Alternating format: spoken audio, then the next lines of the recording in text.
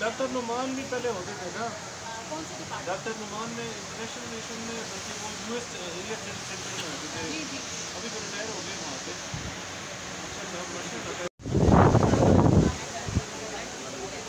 लगेगा ना पता चला तो समझ जाना कि मेरा क्या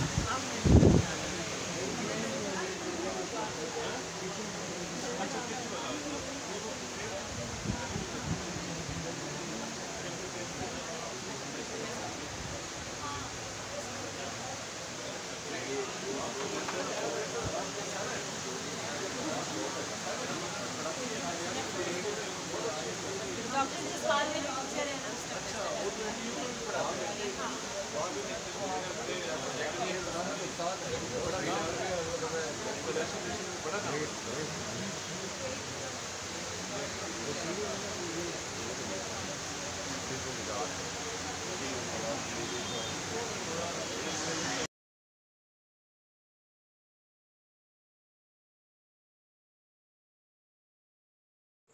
और तरफ है मेरे नाल आ गया तेरा शॉट दो भरा इन्हें मैं